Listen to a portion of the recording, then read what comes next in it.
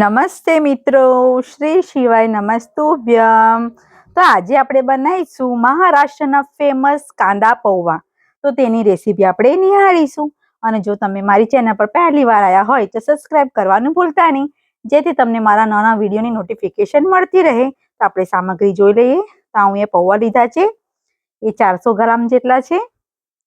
જીરું, મીઠું લેવાનું છે પ્રમાણસર.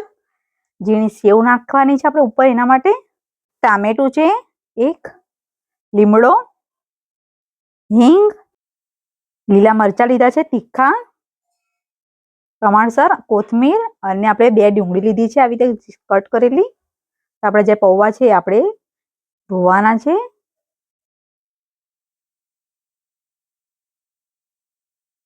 તો આપણે પૌવાને આપણે બરાબર એકદમ સરસ રીતે વધારે પાણી નાખીને આપણે બરાબર ધોઈ નાખીશું.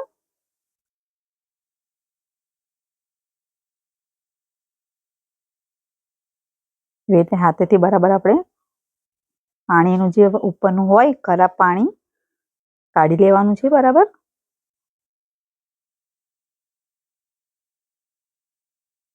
આપણે પાણી કાઢી લઈશું. આપણે બીજી વાર બી આપણે પાણીથી આપણે કરી લઈશું એ રીતે. તો આપણે 2 વાર આપણે પાણીથી ધોઈ નાખવાના છે પૌવાને.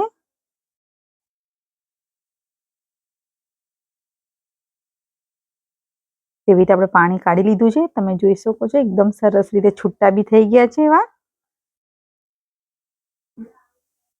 આપણે કઢાઈ મૂકી દઈશું એની અંદર.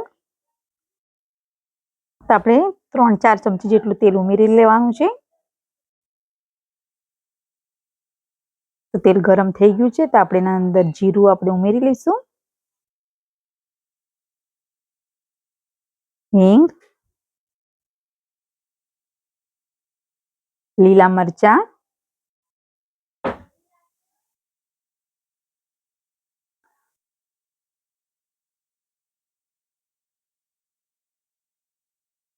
આપણે બરાબર થવા દઈશું મરચાંને.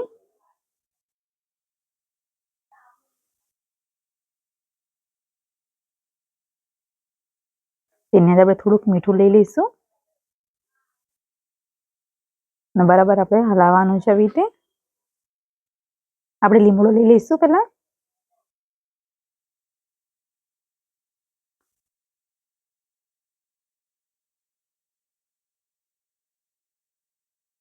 હવે આપણે કાંદા પણ લઈ લઈશું. આપણે એને ડુંગળી પણ કહીએ છીએ.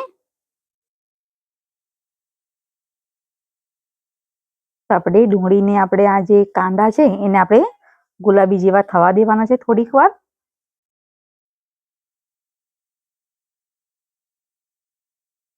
તો આપણે આ રીતે હલાવતા રહીશું અને આ રીતે બરાબર કમ્પ્લીટ થવા દઈશું ડુંગળીને.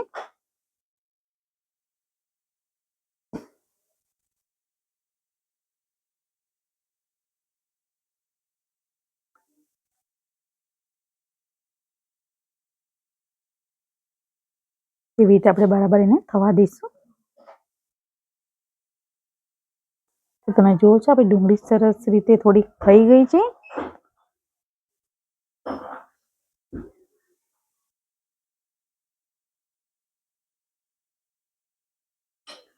એવી રીતે આપણે બરાબર થવા દેવાની છે.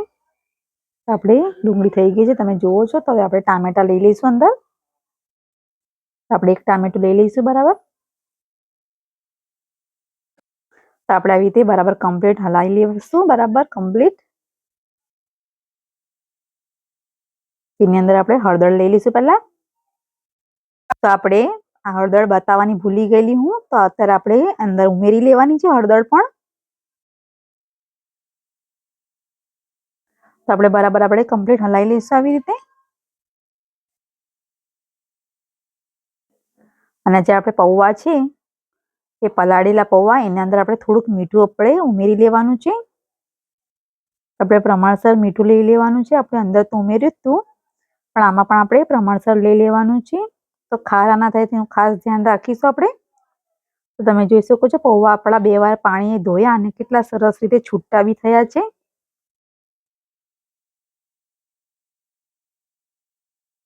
આ રીતે બધું આપણે મિક્સ કરી લઈશું.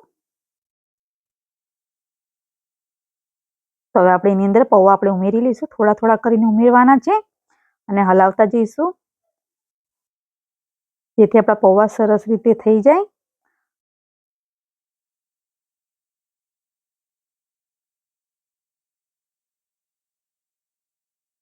એટલે થોડા થોડા કરતા આપણે ઉમેરતા જઈશું અને હલાવતા રહેવાનું છે.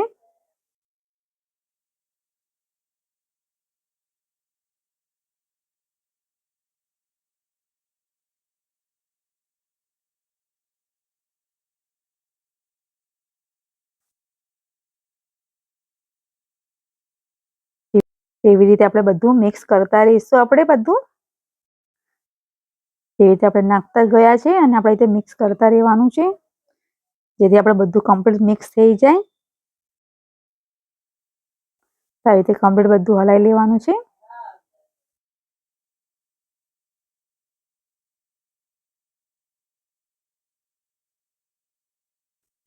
તમે જુઓ છો આપણા પૌવા એકદમ સરસ રીતે છૂટા થયા છે.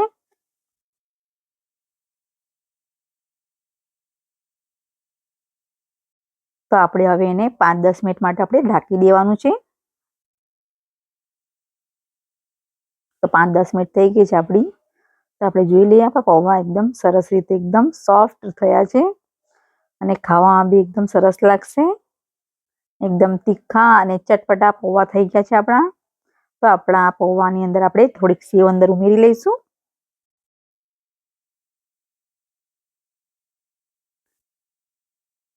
સેવ ના હોય તો પણ ચાલશે અને થોડીક કોથમીર ઉમેરી લેવાની છે અને તેની સાથે આપણે લીંબુ લઈ લઈશું. તો આપણે લીંબુ સાથે ખાઈ શકીશું. તો તમને મારો વિડીયો પસંદ આવ્યો હોય તો લાઈક કરજો, શેર કરજો અને સબસ્ક્રાઇબ કરવાનું ભૂલતા નહીં. Thank you.